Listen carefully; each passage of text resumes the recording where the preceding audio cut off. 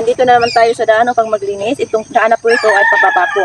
At marami na po mga damo na tumutubo po sa gilid ng kalsada. At kapag umulan, napakadulas po ng daan na ito.